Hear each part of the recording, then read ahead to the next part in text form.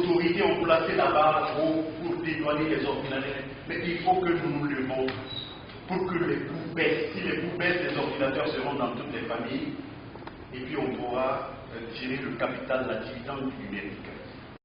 On a dit que si on arrive à augmenter la communication, les transactions entre nous, ça règle beaucoup de problèmes. Ça tire la croissance vers le haut. Donc, on va parler justement des technologies d'information et de la communication et la croissance dans les pays de l'Union européenne. Et on va parler de quelques terminologies essentielles éthiques.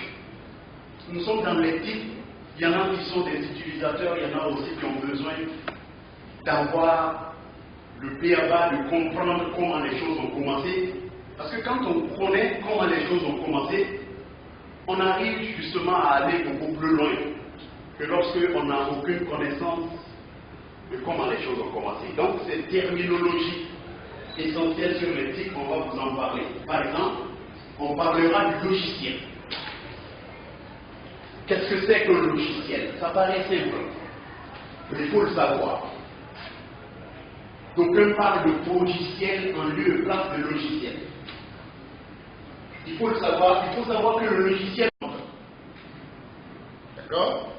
On va vous présenter de façon brève un logiciel de traitement de texte.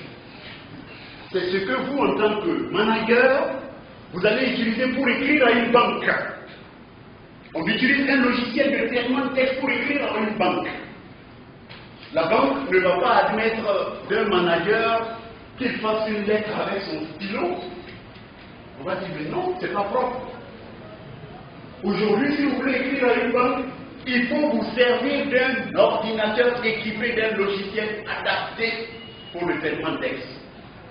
Et quand vous êtes responsable d'association et que vous devez faire un rapport, parce que pendant vos activités, vous produisez des rapports. Le rapport, la liste des membres de l'association, tous ces documents sont conçus dans les logiciels de traitement de texte. Puisque c'est le logiciel le plus utilisé dans le monde. Avant, on disait que c'était l'outil de la secrétaire. Ce n'est plus d'actualité. Un manager qui veut gagner ne va pas se lier à une secrétaire. Lorsque vous êtes dépendant d'une secrétaire, je n'ai pas dit de ne pas avoir de secrétaire, mais il ne faut pas être dépendant de sa secrétaire dans la production d'informations. Sinon, le jour où vous voulez faire des lettres confidentielles, le jour où la secrétaire est malade, vous êtes piégé. Donc on va vous présenter la fenêtre du logiciel de traitement de texte, parler de quelques fonctionnalités, parce que vous n'avez pas des ordinateurs devant vous. On n'a pas pour Camalfa n'a pas pour but, ce n'est pas une structure à but lucratif.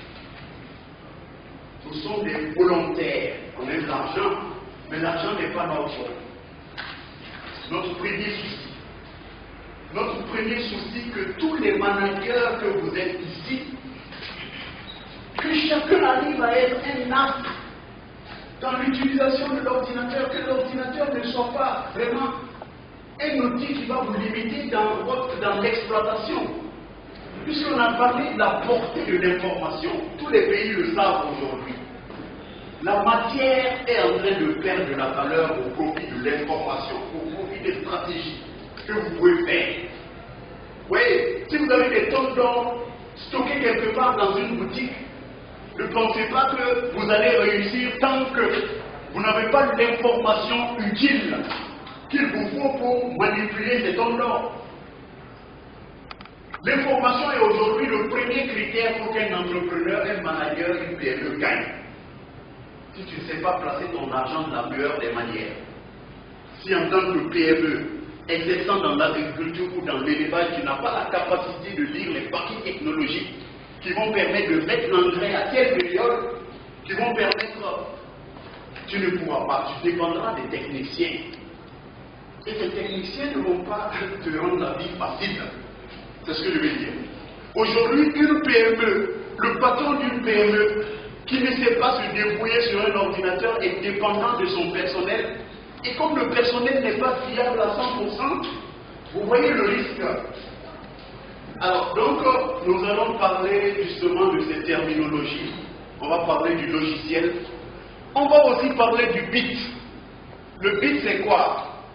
C'est la manière dont l'information est matérialisée. On va parler de l'information numérique. On dit que le numérique est universel. Pourquoi le numérique est universel?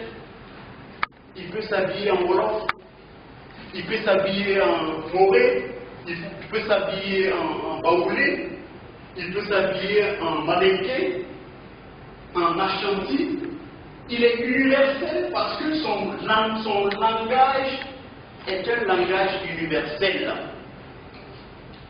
Je veux dire que lorsque vous tapez A sur votre clavier, le A, c'est un langage en français.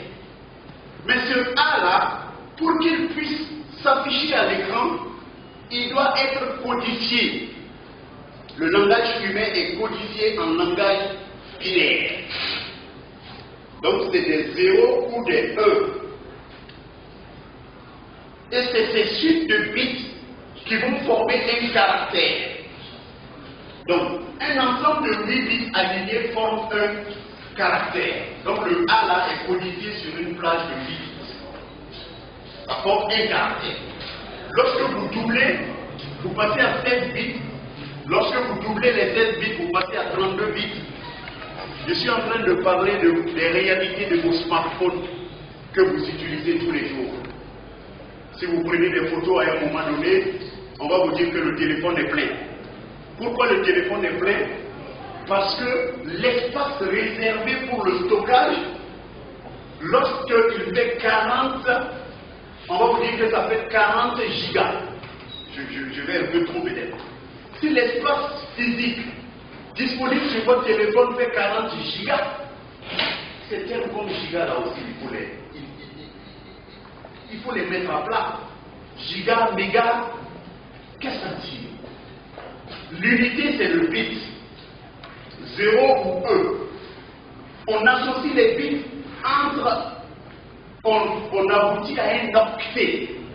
Et l'octet représente un caractère. D'accord? Et donc, si vous allez à des millions de bits, on parle de mégas, donc millions d'octets. Quand vous dites votre téléphone a des mégas, je vais prendre des mégas. C'est dans le discours, hein. Je vais prendre des mégas pour l'internet, je vais prendre des gigas. Il faut le savoir que c'est des plages pour contenir de l'information. Donc le méga, c'est des millions d'octets. Le giga, c'est des milliards d'octets. Le téra, donc, vous voyez. Et au fur et à mesure, la capacité des processeurs est en train de se démultiplier. Ça qu'on ne partira plus derrière. Ça prend en performance tout en se miniaturisant. Alors donc, peut-être que je n'applique pas la bonne méthode. Il aurait fallu peut-être que je donne peut-être la parole pour qu'il y ait, mais on va présenter tout rapidement et puis on va prendre tout un an. Donc, au sujet du support de stockage numérique, on va avoir des images qui montrent les supports de stockage numérique. Maintenant, au sujet du classement de l'information, pour ceux qui traitent des données sur ordinateur, vous allez vous rendre compte qu'à un moment donné, si vous n'avez pas bien stocké une information, vous allez mettre du temps à retrouver cette information. Vous êtes sûr que ça se trouve sur le téléphone, ça se trouve dans l'ordinateur, mais vous ne savez pas où vous avez mis. Parce que vous ne faites pas du classement. Donc on va vous montrer comment il faut faire du classement. Et on va profiter du classement pour vous parler de la dématérialisation. La dématérialisation, la monnaie est dématérialisée. On a peur d'avoir des tonnes de monnaie avec soi. On a peur d'avoir des tonnes de livres manuels. Parce que quand ça traverse le temps, allez-y voir dans les bureaux les fichiers d'extrait de naissance de nos mairies. Pour des fichiers qui ont 50 ans, vous allez voir que les archives tombent en lambeaux. Donc aujourd'hui, ce sont des termes qui sont fréquents. Tout le monde parle de dématérialisation. La dématérialisation est liée aux objectifs de développement durable. Tout le monde l'applique. Les gouvernements l'appliquent en environnement où on vous dit c'est impérieux. Les banquiers ne vont pas me dire le contraire. Parce qu'il y a les coûts qui sont liés même à l'impression des billets. Les assureurs ont dit la dernière fois qu'ils ont baissé le prix à 1000 francs moins parce qu'ils ont réussi à éliminer les intermédiaires. D'accord? L'informatique apporte le bonheur, apporte la prospérité.